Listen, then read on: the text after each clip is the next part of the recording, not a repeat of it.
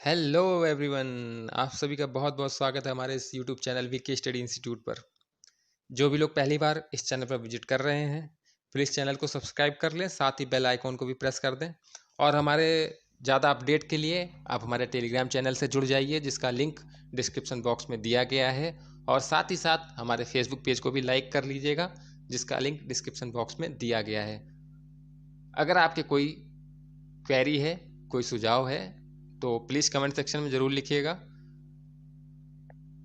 क्योंकि इस चैनल पर आपको डेली करंट अफेयर्स के साथ में UP PCS, UP triple SC, Allahabad high court या जितने भी स्टेट लेवल के एग्ज़ाम हैं उनकी तैयारी पूर्ण रूप से कराई जा रही है।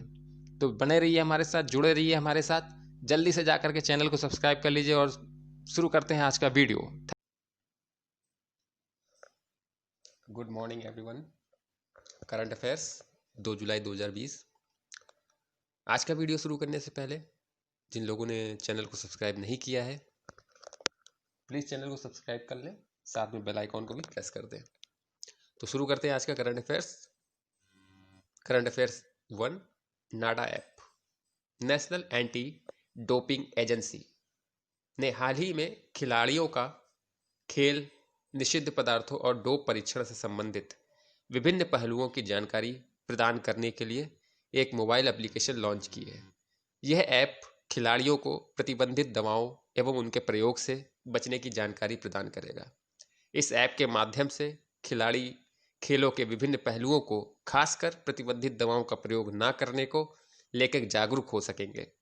इस ऐप को लॉन्च करते हुए केंद्रीय मंत्री किरेन रिजिजू ने कहा कि यह मोबाइल एप्लीकेशन स्वच्छ खेल अभ्यास की दिशा में एक महत्वपूर्ण कदम है। National Anti Doping agency Bharat में खेलों में डोपिंग कंट्रोल प्रोग्राम की मॉनिटरिंग के लिए एक राष्ट्रीय संगठन है, जिसकी स्थापना सोसाइटीज रजिस्ट्रेशन एक्ट 1860 के तहत वर्ष 2005 में की गई थी। इंदिरा गांधी राष्ट्रीय कला केंद्र। इंदिरा गांधी राष्ट्रीय कला केंद्र देश भर में उन कलाकारों के कार्य को रेखांकित करने की योजना बना रहा है जिन्होंने कोविड-19 महामारी के दौरान आम जनता के मनोबल को बढ़ाने की दिशा में उल्लेखनीय कार्य किया है। इंदिरा गांधी राष्ट्रीय कला केंद्र के अनुसार कोरोना वायरस महामारी के दौरान देश भर के विभिन्न कलाकारों ने आम लोगों का मनोबल बढ़ाते हुए एक मूक कोविड योद्धा के रूप में कार्य किया है। इंदिरा गांधी राष्ट्रीय कला केंद्र की स्थापना वर्ष 1987 में संस्कृति मंत्रालय के अधीन कला के क्षेत्र में अनुसंधान, शैक्षिक उद्यम तथा प्रचार प्रसार करने वाली एक स्वायत्त संस्था के रूप में की गई थी। इंदिरा गांधी राष्ट्रीय कला केंद्र विशेष रूप से लिखित, मौखिक और दृश्यात्मक स्रोत सामग्रियों के लिए एक प्रमुख केंद्र के रूप में कार्य करता है। इसके अतिरिक्त यह कला, मानविकी तथा संस्कृति से भी संबंधित अनुसंधान संचालित करने का कार्य भी करता है। ऑपरेशन समुद्र सेतु।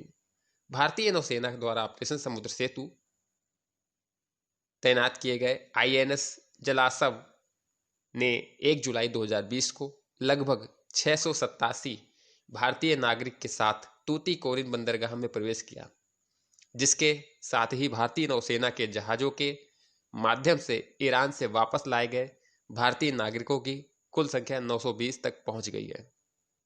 भारतीय नौसेना के अनुसार ऑपरेशन समुद्र सेतु के तहत भारतीय नागरिकों को वापस लाने की प्रक्रिया के तहत कोविड-19 से संबंधित समस्त सुरक्षा संबंधी उपायों का सख्ती से पालन किया जा रहा है।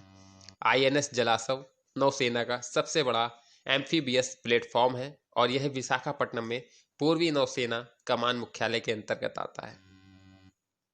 65 और उससे अधिक उम्र वाले लोगों के लिए डाक मतपत्र। देश भर में कोरोना वायरस के बढ़ते मामलों के बीच वरिष्ठ नागरिकों की सुरक्षा को मद्देनजर रखते हुए विधि एवं न्याय मंत्रालय ministry of law and justice ने लोकसभा और विधानसभा चुनावों में डाक मतपत्र पोस्टल बैलेट के लिए मतदाताओं की आयु सीमा में कटौती कर दी है। संशोधित नियमों के अनुसार अब 65 वर्ष और उससे अधिक उम्र के लोगों को भी डाक मतपत्र से मतदान का विकल्प मिलेगा। इसके अतिरिक्त निर्वाचन आयोग के सुझावों पर नियमों में बदलाव करते हुए मंत्रालय ने एक अस्थायी व्यवस्था के तौर पर कोविड-19 के संदिग्धों या संक्रमितों को भी डाक मतपत्र सुविधा का लाभ उठाने की अनुमति प्रदान की है। सरकार द्वारा स्पेशल पर्पज व्हीकल के माध्यम से गैर बैंकिंग वित्त कंपनियों और हाउसिंग फाइनेंस कंपनियों के लिए एक विशेष तरलता योजना की शुरुआत की गई है। इस योजना को वित्तीय क्षेत्र में तरलता की स्थिति में सुधार करने तथा किसी भी संभावित प्रणालीगत जोखिम से बचने के उद्देश्य से शुरू किया गया है। सरकार द्वारा मई 2020 में गैर बैंकिंग वित्त कंपनियों के लिए 3000 करोड़ रुपए की विशेष तरलता योजना की घोषणा की गई थी। इस योजना के क्रियान्वयन के लिए भारतीय स्टेट बैंक की सहायक कंपनी भारतीय state bank capital market limited द्वारा SLS ट्रस्ट नाम से स्पेशल पर्पज व्हीकल को स्थापित किया गया है।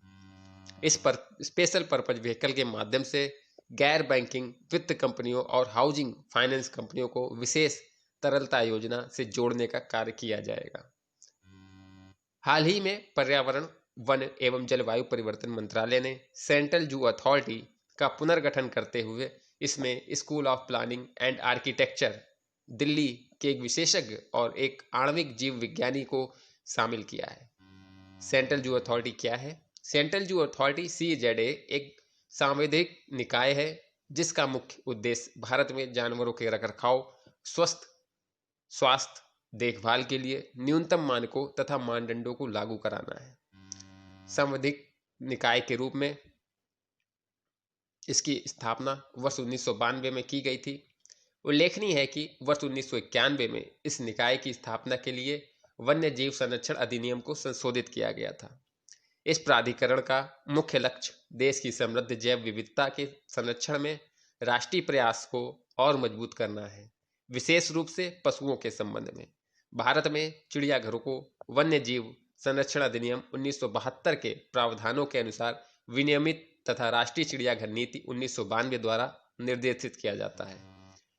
राष्ट्रीय ध्रुवी एवं समुद्री अनुसंधान केंद्र national centre for polar and ocean research NCPOR तथा गोवा विश्वविद्यालय द्वारा पर्यावरण अनुकूल तरीके से साइक्रोटॉलरेंट अंटार्कटिक बैक्टीरिया का प्रयोग करते हुए गैर विषैले तथा कम लागत वाले गोल्ड नैनो पार्टिकल्स अर्थात सोने के नैनो कणों को सफलतापूर्वक संश्लेषित किया गया है। गोल्ड नैनो पार्टिकल को थोक सोने की तुलना में 1064 डिग्री सेल्सियस में बहुत कम तापमान 300 सेल्सियस पर पिघलाया जाता है। गोल्ड नैनो पार्टिकल्स में अद्वितीय भौतिक रासायनिक गुण भी पाए जाते हैं। उनकी जैव रासायनिकता, उच्च सतही क्षेत्र, स्थिरता और गैर विषाक्तता नॉन टॉक्सिसिटी उन्हें चिकित्सीय उपयोग में भी अनुप्रयोगों के लिए उपयुक्त बनाती है, जिसमें बीमारियों का पता लगाना, उनका निदान करना, बायो लेबलिंग तथा लक्षित दवा वितरण इत्यादि शामिल है। ये कण पेप्टाइड्स, प्रोटीन, प्लाज्मिड DNA और कीमोथेरेप्यूटिक एजेंटों से बनी विभिन्न दवाओं को स्थानांतरित करने में भी सक्षम है, जिनके प्रयोग से मानव शरीर की कोशिकाओं को उपचारित किया जाता है। इन गोल्ड नैनो पार्टिकल्स का उपयोग समग्र चिकित्सीय एजेंट, नैदानिक परीक्षणों यथा कैंसर रोधी, विषाणु रोधी, मधुमेह रोधी और कोलेस्ट्रॉल कम करने वाली दवाओं में इत्यादि में किया जा सकता है। केंद्र सरकार ने अटॉर्नी जनरल के रूप में वरिष्ठ अधिवक्ता के वेणुगोपाल के कार्यकाल को 1 वर्ष के लिए बढ़ा दिया है। अटॉर्नी जनरल संवैधानिक प्रावधान क्या है? भारतीय संविधान के अनुसार अनुच्छेद 76 के भारत का अटॉर्नी जनरल भारत का सबसे बड़ा कानूनी अधिकारी होता है। भारत सरकार के मुख्य कानून सलाहकार होने के नाते अटॉर्नी जनरल सभी कानूनी मामलों पर केंद्र सरकार को सलाह देने का कार्य करता है। इसके अतिरिक्त भारत का अटॉर्नी जनरल सर्वोच्च न्यायालय में केंद्र सरकार का प्रतिनिधित्व भी करता है। अटॉर्नी जनरल की नियुक्ति कैसे होती है? भारतीय संविधान के अनुच्छेद 76 के अनुसार अटॉर्नी जनरल की नियुक्ति भारत के राष्ट्रपति द्वारा की जाती है। अटॉर्नी जनरल के रूप में नियुक्त होने वाले उन योग्यता का होना अनिवार्य है जो उच्चतम न्यायालय के किसी न्यायाधीश की नियुक्ति के लिए आवश्यक है। अटॉर्नी जनरल के रूप में नियुक्त होने के लिए आवश्यक है कि व्यक्ति भारत का नागरिक हो, उसे उच्च न्यायालय के न्यायाधीश के रूप में कार्य करने का 5 वर्षों का अनुभव हो, या किसी उच्च न्यायालय में वकालत का 10 वर्षों का अनुभव हो, अथवा राष्ट्रपति के मतानुसार वह न्यायिक मामलों का योग्य व्यक्ति हो। स्वास्थ्य एवं परिवार कल्याण मंत्रालय, ministry of health and family welfare द्वारा अंतर्राष्ट्रीय छात्रों के लिए फेलोशिप कार्यक्रम हेतु good clinical practice guidelines, handbook और प्रॉस्पेक्टस जारी किए गए हैं। तो वीडियो को लाइक कर दीजिएगा, शेयर कर दीजिएगा।